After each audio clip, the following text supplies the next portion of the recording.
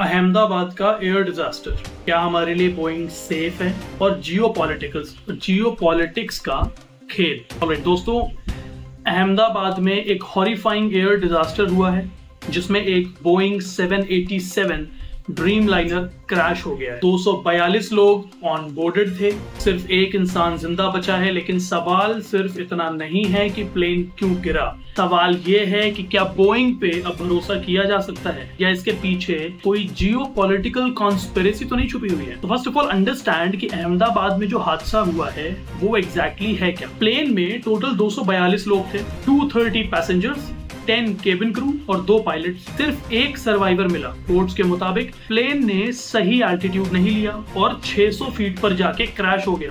Flaps गलत set थे, temperature high था और लैंडिंग गियर भी रिट्रैक्ट नहीं हुआ था। सब कुछ मिलके एक डेडली कॉम्बो बन गया था जिसकी वजह से ये हुआ। अब ये अटकलें लगाई जा रही हैं कि this might have been an technical issue by which it happened. Okay fine, not a problem. Now Boeing के केस में this is not the first time कि जब बोइंग अंडर फायर है। 737 मैक्स, बोइंग 737 मैक्स जो उसके airplane का नाम है, उसके 2 बड़े क्रैशेस ऑलरेडी हो चुके हैं। MCAS नाम का ऑटोमेटेड सिस्टम पायलट्स के कंट्रोल को ओवरराइड करता था। It was a very known fact. अब ड्रीमलाइनर पे भी सवाल उठ रहे हैं। बोइंग के एक फॉर्मर इंजीनियर ने फ्यूजलेज के जॉइंट्स पर सीरियस फ्लॉज की वार्निंग दी थी और उसने एज अ विसल ब्लोअर ये बताया था कि this is a problem which Boeing planes have. उनके जो फ्यूजलेज में होता है कि जो कनेक्टिंग पॉइंट होता है that is not properly made and that is not working as a proper connector, जिसकी वजह से इशू आता है। नाउ एयर इंडिया के ड्रीमलाइनर्स भी काफी बार नियर मिस सिचुएशंस में आ चुके हैं। अब ये एयर इंडिया ड्रीमलाइनर का खुद का डेटा है and people and officials are coming forward and वो बता रहे हैं कि भैया ये प्रॉब्लम हमारे उसमें आती रहती थी। नाउ अगर इसका हम कोई जियोपॉलिटिकल स्पेकुलेशन करके देखें तो अब बात करते हैं उस थ्योरी जो सोशल मीडिया पे वायरल हो रही है। कुछ लोग कह रहे हैं कि यूएस ने पाकिस्तान में अपने F-35 जेट्स सीक्रेटली पार्क किए हुए थे। जिस वक्त मैं ये वीडियो बना रहा हूं उस वक्त ईरान पर इजराइल ने ऑलरेडी अटैक कर दिया है और सबकी ये अटकली हैं कि भाई F-35 जेट्स जो कि पाकिस्तान के बलूचिस्तान साइड जो कि ईरान से मिलता हुआ बॉर्डर है वहां पर जो रखे हुए हैं उसकी मदद से वो ईरान पर पीछे से अटैक करेगा। ईरान पे ऑपरेशन के लिए और इंडियन फोर्सेस ने उन्हें डिस्ट्रॉय कर दिया। भाई F-35 को ईरान पे ऑपरेशन के लिए रखा था और इंडियन फोर्सेस ने उनको डिस्ट्रॉय कर दिया।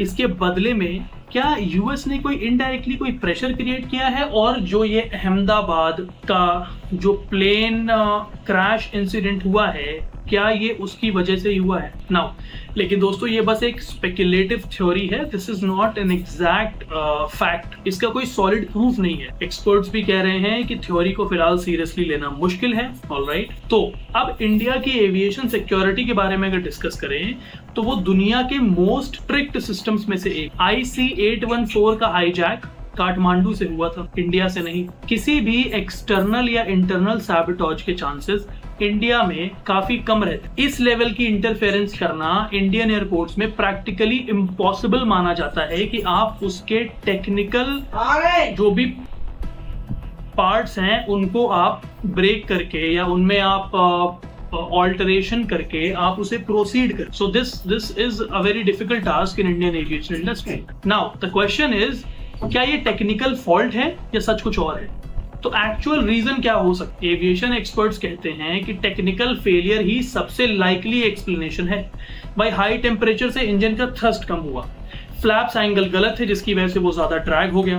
नाउ लैंडिंग गियर ना हटाना जिसकी वजह से टेक ऑफ फेल हो गया। ये सब फैक्टर्स अगर साथ आ जाएं तो किसी भी एयरक्राफ्ट के लिए टेक ऑफ मुश्किल हो जाता। नाउ अगर मैं इसमें आपको पब्लिक का रिएक्शन बताऊं जो कि पब्लिक दे रही है इस वक्त, वो ये कह रही है कि भैया नो बोइंग्स फॉर इंडिया।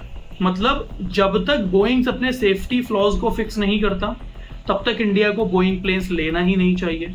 कुछ लोग एयरबस को रिकमेंड कर रहे हैं, कुछ तो ये कह रहे हैं कि हमें अपना एयरक्राफ्ट खुद बनाना चाहिए आत्मनिर्भर भारत स्कीम के अंडर, जैसे हमने कावेरी जेट इंजन प्रोजेक्ट में किया है। ओके, अब ये ट्वीट्स और न्यूज हेडलाइंस और एक्सपर्ट्स कोट्स के बेसिस पे मैं आपको बता रहा हूँ। तो दोस्तों अहमदाबाद क्रैश सिर्फ एक एविएशन इंसिडेंट नहीं है, ये एक वेकअप कॉल है।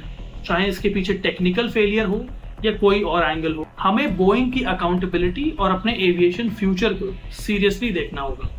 आपको क्या लगता है, बोइंग एयरक्राफ्ट भी हमारे लिए सेफ हैं? कमेंट करके जरूर बताएं। और आपको ये लगता है कि इंडिया को अपनी एरोस्पेस कैपेबिलिटीज में इन्वेस्ट करना चाहिए तो वीडियो को लाइक और शेयर जरूर कर दीजिएगा। इवेंचुअली मैं आपको कुछ की पॉइंट्स बता देता हूँ वीडियो के एंड में। वो ये है कि अहमदाबाद क्रैश, 241 लोगों की डेथ हुई, सिर्फ एक सर्वाइवर। बोइंग 787 ड्रीम लाइनर पे पहले से ही सेफ्टी कंसर्न्स थे। फ्लैप्स, लैंडिंग गियर और हीट की वजह से टेक्निकल फॉल्ट्स हुए।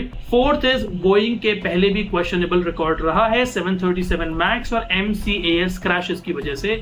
सोशल मीडिया पे US India geopolitical retaliation theory viral हो रही है and no Boeings for India campaign बहुत ज्यादा पब्लिक सपोर्ट गेन कर रहा है। एयरबस या इंडिजीनियस एविएशन डेवलपमेंट का कॉल स्ट्रॉन्ग हो रहा है। Let me know if you like the video, if there is any changes you want, you definitely could comment on the video and make sure कि मैं उसमें improvements करूं। Thank you very much. जय हिंद।